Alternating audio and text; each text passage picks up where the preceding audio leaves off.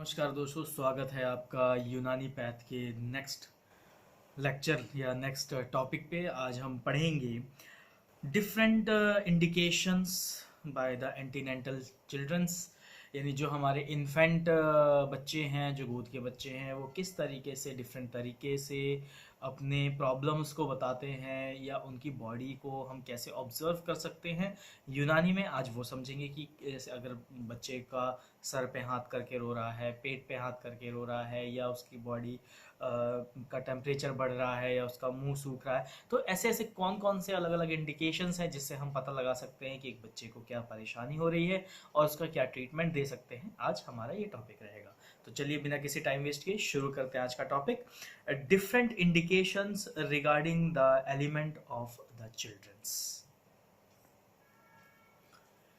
जैसा कि टॉपिक में बताया गया था अभी स्टार्टिंग में कि आज हम इंडिकेशंस के बारे में जानेंगे। तो एक हेल्दी बच्चा जो है उसका इंडिकेशंस बहुत सिंपल सा रहता है, वो कुछ ज़्यादा इंडिकेट नहीं करता। उसका टेम्परेचर नॉर्मल रहेगा, हंसता खेलता रहेगा। हाँ, अगर बच्चा बीमार होता है या उसको कोई चीज़ की परेशानी होती है तो उसका बॉडी टेम्परेचर बढ़ता है या वो फिर कुछ इंडिकेट करता है। जैसे क्या इंडिकेट करता है, अगर पहले केस ऑफ इंडिकेशन में अगर हम जाते हैं तो सबसे पहले क्या होगा कि अगर किसी भी बच्चे को इलनेस है, किसी चाइल्ड को उसकी बॉडी क्या होगी, वो हीट होगी। जैसे हमारे बॉडी टेम्परेचर है एडल्ट में भी, कि जब हम बीमार पड़ते हैं तो टेम्परेचर जो है वो इंक्रीज हो जाता है, यानी फीवर की कंडीशन देखने को मिलती है। मसल्स जो है वो हार्ड हो जाती हैं बच्चों के केस में, कि जो हाथ पैर की मसल्स हैं वो हार्ड हो रही हैं, बॉडी टेम्परेचर बढ़ रहा है, जो माउथ है वो ड्राई यानी सूख रहा है।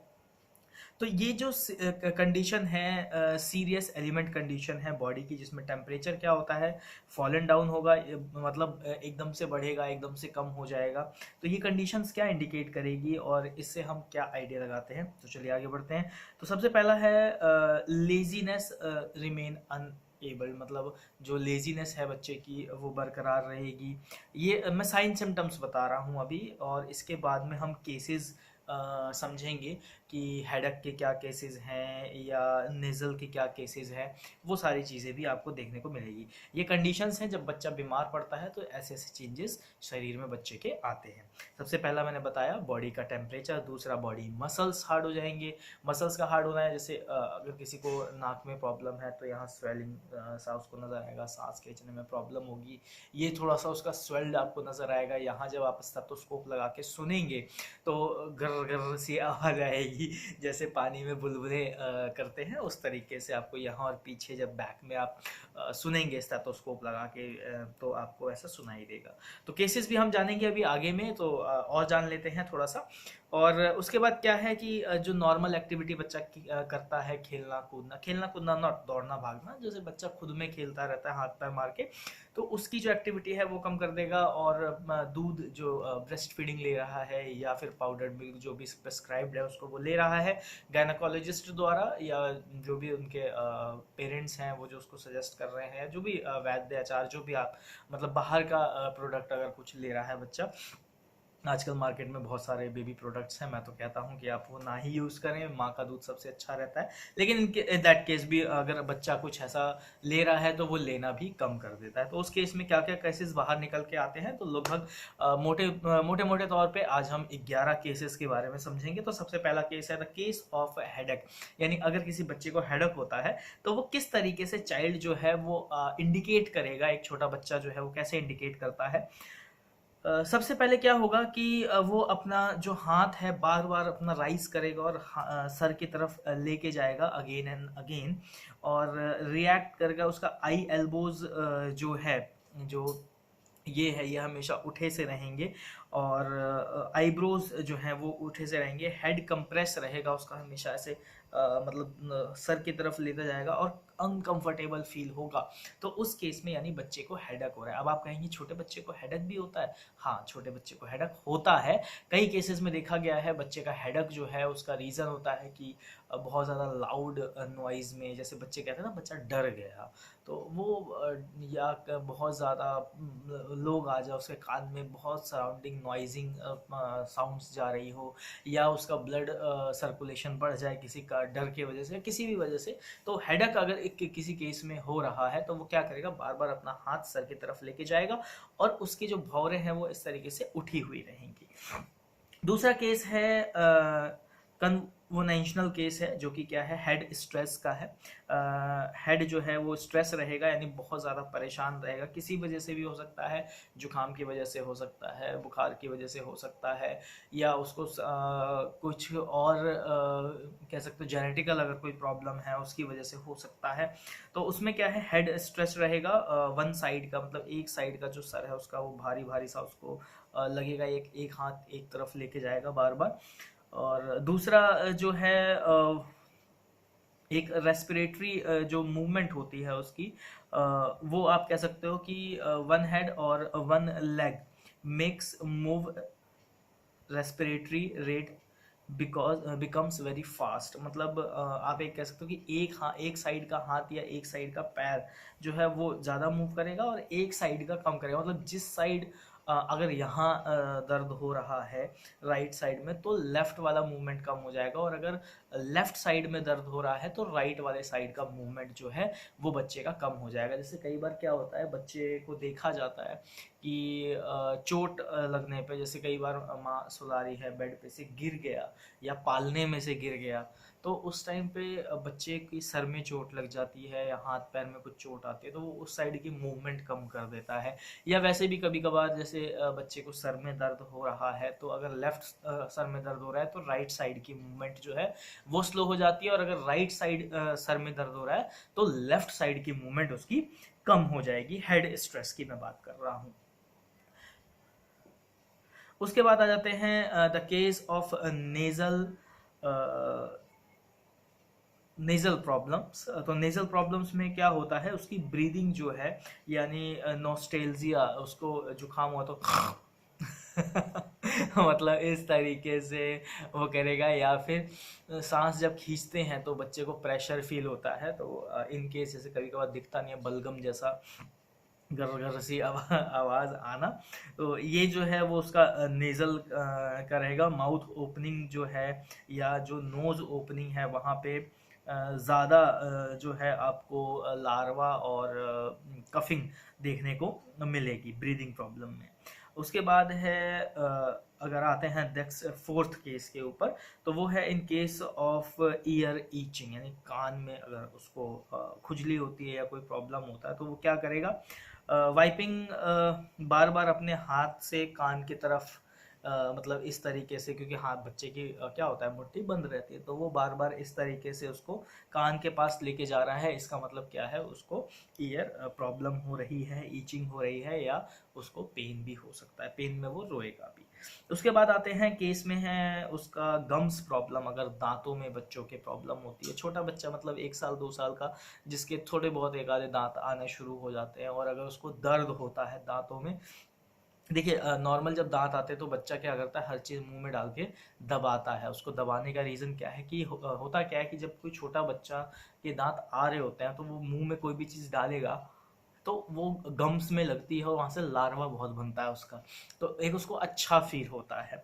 लेकिन वहीं अगर कुछ प्रॉब्लम हो रही है दांतों में, उसके गम्स वीक हैं, तो उस केस में क्या करेगा कि वो गम्स में क्या करेगा, हमेशा रोता रहेगा अगेन एंड अगेन, और कुछ भी आप उसको मुंह में डालोगे या वो कभी मुंह में कोई चीज़ लेगा नहीं, अगर कुछ डालोगे भी तो वो उसको बाहर कर देगा, क्योंकि उसको माउथ में जो है वो गम्स प्रॉब्लम यानी दर्द हो रहा होगा।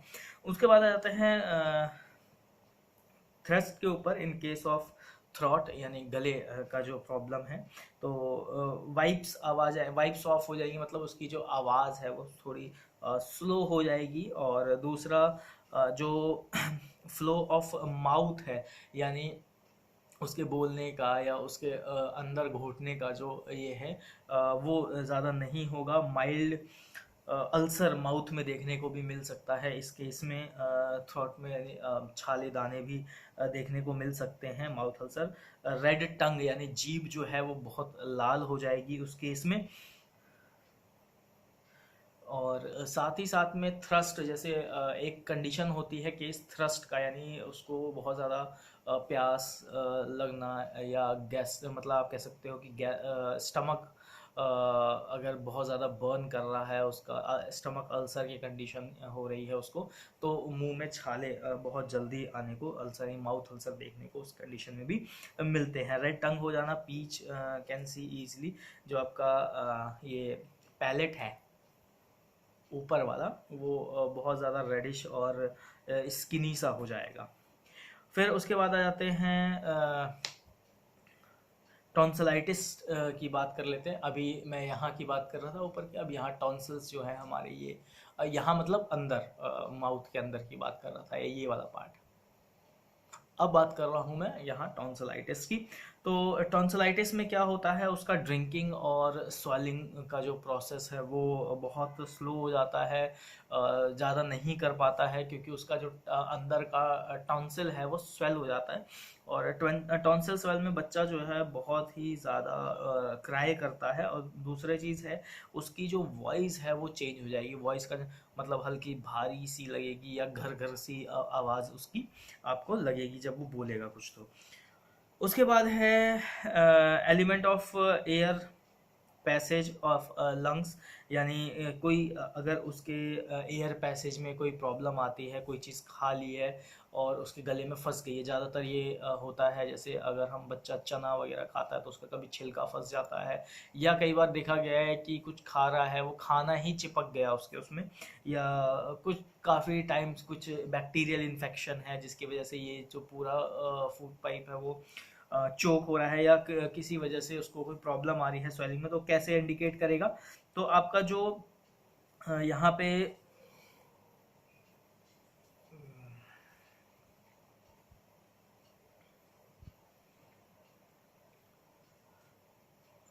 माफ़ी चाहूँगा, थोड़ा कैमरा इशू आ रहा था लाइटनिंग का, तो बीच में वीडियो थोड़ा सा बार बार सेट करने के लिए हाथ की ज़रूरत पड़ गई। खैर, in case of elements of air passage और लंग्स में अगर कोई प्रॉब्लम आती है तो क्या होगा कि रैपिड ब्रीदिंग जो है वो उसकी फास्ट हो जाएगी, और विंजिंग सी साउंड आपको सुनने को मिलेगी, और साथ ही साथ में वो जो ड्रिंकिंग मिल्क है वो कम कर देगा, यानी वो प्रॉपरली ड्रिंक नहीं लेगा। अब बात करते हैं उसके बाद और क्या होगा, तो जो आपकी स्किन है वो थोड़ा सा ब्लश्ड स्किन हो जाएगी, और साथ ही साथ में जो आपका माउथ एरिया है ये हल्का सा आपको ड्राई ड्राई सा देखने को मिलेगा, यानी सूखा सूखा सा देखने को मिलेगा। इंटेस्टाइनल वॉर्म की बात करें, अगर पेट में कीड़े, बहुत आम बात होती है, छोटे बच्चों में मिट्टी खा लेते हैं, कोई चौक खा लेता है, कोई ऐसे ही मुंह में उठा के डाल लिया, तो उससे क्या होता है कि स्टमक या आप कह सकते हो रेक्टम वाउंड जो है, वॉर्म्स जो है वो बहुत ज़्यादा हो जाते हैं। तो उस केस में क्या होगा, स्ट्रेच आर्म एट नाइट, यानी रात में सोते वक्त हाथ पैर अगर वो बहुत ज़्यादा सीधे कर रहा है, या ऑफेंट जंप वाइल वाइपिंग एनल, यानी जब आप उसका एनल साफ करते हो तो वो एकदम से झटका सा अगर देता है, तो इस केस में क्या देखा जाता है कि वॉर्म्स होने के चांसेस हैं। और अगर साथ ही साथ में रेड और इन्फ्लामेटेड एरिया है आपका एनल का, तो वो भी इंडिकेट करता है। रेड और इन्फ्लामेट मतलब रेड होगा, हल्का सूजा सा होगा, तो भी वो वॉर्म का इंडिकेशन करेगा। वॉमिटिंग अगर हो रहा है, एब्डोमिनल पेन हो रहा है उसको, अब छोटा बच्चा क्या कहेगा, भाई यहाँ दर्द हो रहा है पेट में, ये पूरा पेट पकड़ के बोलेगा कि बहुत ज़्यादा पेट में दर्द हो रहा है। तो ये ऐसा नहीं कि बहुत ज़्यादा पेट में दर्द हो रहा है, उसको वॉर्म की कंडीशंस भी हो सकती है। वॉमिटिंग अगर उसको रैपिडली हो गई है 3-4 बार, तो ज़रूरी नहीं है कि उसको डायरिया, फूड पॉइजनिंग हो गया हो कुछ बाहर का खाने से, या फिर डायरिया हो गया हो लूज मोशन होने की वजह से। कई केस में देखा जाता है कि लूज मोशंस नहीं होती है, वॉमिटिंग हो जाती है 1-2 बार, लोग सोचते हैं कि कुछ खा लिया होगा, कुछ मुंह में चला गया होगा, लेकिन कई बार ये केस जो है वो वॉर्म के भी देखने को मिलते हैं। वहीं आगे बात करते हैं एक्सक्लूसिवली जहाँ देखा जाता है वो देखा गया है चीफ कंप्लेंट, अगर मैं देखूं तो वॉमिटिंग के केस में सबसे ज़्यादा ये देखा गया है कि वॉमिटिंग आम तौर पे क्या होता है कि बच्चे को वॉमिटिंग बहुत ज़्यादा हो रही होती है, तो उसको वॉर्म की कंडीशन हो जाती है, मतलब वॉर्म्स हो जाते हैं उसके स्टमक में आप कह सकते हो, या फिर उसके रेक्टम पार्ट में। तो वहाँ बच्चा स्टूल, हमेशा इसलिए कहा जाता है कि बच्चे का स्टूल जब भी वो पास करे उसको चेक ज़रूर करें कि उसमें कोई ऐसा वॉर्म वगैरह तो नज़र नहीं आ रहा है। वाइटिश कलर के वॉर्म ज़्यादातर देखने को मिलते हैं बच्चों में। फिर आ जाते हैं आपके कि इन केस ऑफ टीबी, ये थोड़ा सा कह सकते हो कि एक बच्चे में बहुत खतरनाक अगर आई है तो खतरनाक बीमारी रहती है। लेकिन देखी गई है तो उसके सिम्टम्स थोड़े से बता दिए जाते हैं। जो आपकी स्किन है वो लूज हो जाती है और वीकनेस ही नज़र आती है। जो वेन्स वगैरह है वो आपकी ब्लश हो जाती है और प्रोमिनेंट हो जाती है, और प्रॉपरली वो वेन वैसे जो बाहर जिसे कहते हैं ना छोड़ देना, वैसी सी नज़र आती है।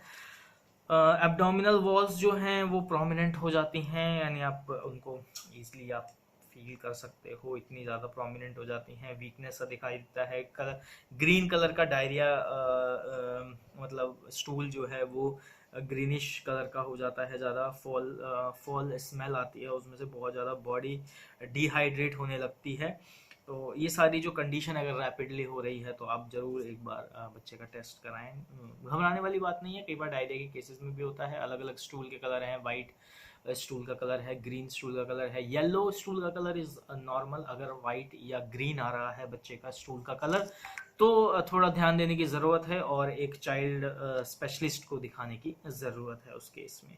आप किसी को भी यूनानी में भी दिखा सकते हैं या फिर आप एलोपैथिक या आयुर्वेदिक जिसमें भी आप कंफर्टेबल हैं उसमें जा सकते हैं। बट कंडीशंस हैं, अगर येलो स्टूल आ रहा है छोटे बच्चे का तो ठीक है। अगर येलो स्टूल से ज़्यादा अगर ग्रीनिश आ रहा है या बहुत ही ज़्यादा स्टिंकी स्मेल सा कर रहा है, ओडस स्मेल कर रहा है, तो उस केस में आपको उसका डाइजेस्टिव सिस्टम वीक हो रहा है। तो आइदर उसकी फूडिंग अगर आप कुछ खिला रहे हैं एडिशनली तो उसको रोक दें और एक बार डॉक्टर को ज़रूर कंसर्न करें। हाँ, छोटे बच्चे का एक चीज़ और है कि जब वो स्टूल पास करता है तो ज़रूरी नहीं है कि वो रोज़ स्टूल पास करे। एक 6 महीने या 7 महीने का जो बच्चा होता है वो कभी कभार एक दिन के गैप पे भी स्टूल पास करता है। तो अगर बच्चा आपका रैपिडली स्टूल पास नहीं कर रहा है तो it's not a big deal, वो धीरे धीरे रैपिडली स्टूल पास करना शुरू कर देगा। तो ये था आज का topic, different indications regarding the element of childrens. तो उम्मीद करता हूँ आपको पसंद आया होगा। फिर मिलेंगे एक और नई वीडियो में, तब तक के लिए नमस्कार।